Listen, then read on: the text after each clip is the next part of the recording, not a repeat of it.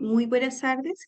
Vamos hoy a trabajar el texto descriptivo y como actividad vamos a trabajar con el cuento Podeme, la historia de un niño solitario de Nautín Gracián Petro, escritor colombiano. Entonces, vamos a trabajar el cuento. El cuento se llama El Tigre.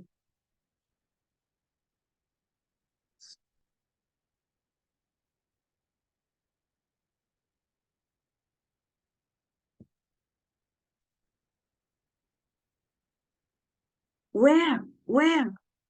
Podeme levantó la vista al escuchar la voz del monte y sonrió.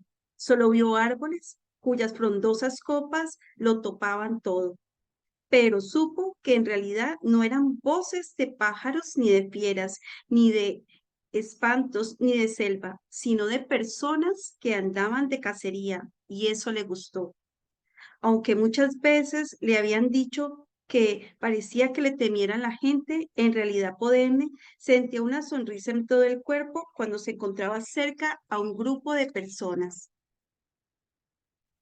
Podeme atizó la leña del fogón, se restregó los ojos, pues el humo se los ardía, y revolvió las judías con un cucharón.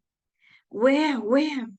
El grito sonó mucho más cerca y claramente humano, acompañado por latidos de perros. Era evidente que se acercaban a su casa, y eso lo contentó un poco. En ese instante, un pensamiento terrorífico lo paralizó. ¿Qué perseguían en dirección a su casa? Es cierto que podía ser algún venado o algún ñeque, tal vez una guatinaja, pero si era un oso o un tigre, la verdad verdadera era que no conocía a los osos y al no ser por una de las ilustraciones de una historia que alguna vez leyó sobre unos señores que fueron atacados por uno de esos animales. Por su parte, le tenía más miedo a los tigres. Los conocía, bueno, en realidad exageraba un poco, pues ciertamente había visto uno en una ocasión tan cerca que hubiera podido tocarlo, pero aunque estaba bien muerto, no fue capaz de acercársele mucho. En verdad que pareció enorme, pero para ser honesto, lo había visto parado en las patas traseras, peleando y rugiendo, que era, pensaba cómo realmente podía verse ese animal. Ahora, frente al fogón, miró a su derredor y no sintió más que ganas de correr. ¿Pero hacia dónde? Un rastrojo tupido circundaba su pequeño patio. La única rendija que alcanzaba a ver era un camino perdido entre la maleza. Recordó que sus vecinos más cercanos estaban muy lejos, como de aquí al cerro. Aquel que se ve allá, ese de aquí, no, sino el de más allá. ¿Así de lejos estaban?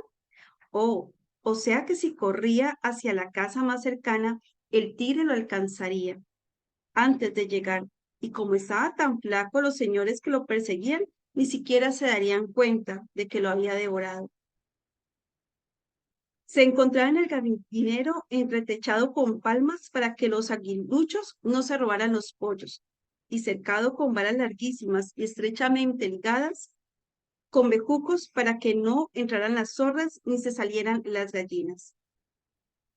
Un poco más abajo estaban las quebradas. Estaba señalado por un enorme tronco acostado en el que Podeme solía sentarse a ver y a ver, cuando no tenía ganas de jugar y se sentía más solo que nunca. La casa de techo de palma, sostenida por 8 horcones.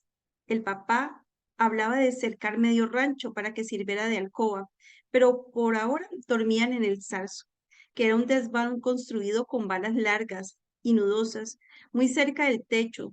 Subió allí, utilizando una rústica escalera, y se estiró entre el mundo de trastos, ropa, libros, comestibles, esteras, mochilas, costales y trapos, que eran todos los saberes con los que él y su padre contaban.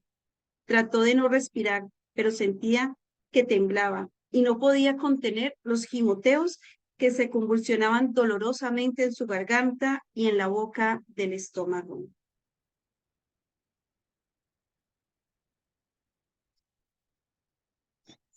¡Eh! ¿Dónde está la gente? Estalló una voz del hombre debajo de Podeme. El vozarrón del tipo casi le detiene el corazón, pero enseguida comprendió que estaba salvado. Tanto trabajo y se nos escapó la guartinaja. Compadre, dijo uno de los recién llegados. Así es, compadre, hombre. Vea cómo dejaron quemar las judías. Podén permaneció estático, presa de una enorme turbación al comprender que no había pasado nada, que como muchas veces anteriores solo había vuelto a dejarse acorralar por su cobardía. Y en ese momento deseó que en verdad hubiera visto un tigre y lo hubiera devorado para no tener que soportar la tremenda vergüenza que ahora sentía. Entonces bajó la escalera de balso y se deslizó por ella, haciéndose el somnoliento. Uno de los cazadores temió que cayera y le sostuvo el madero. Esos muchachos de ahora no sirven para nada. El maestro Juan te va a dar una tunda por dormilón. A partir entonces de estos fragmentos del cuento, vamos a hacer la actividad, imaginarnos los espacios, el personaje, cómo era la casa, cómo vamos a describir un tigre, vamos a hacer descripción de un oso, cómo es una jornada de cacería. Entonces, a partir de estos fragmentos, vamos entonces a trabajar mucho la temática para cuarto grado. Muchas gracias por su atención.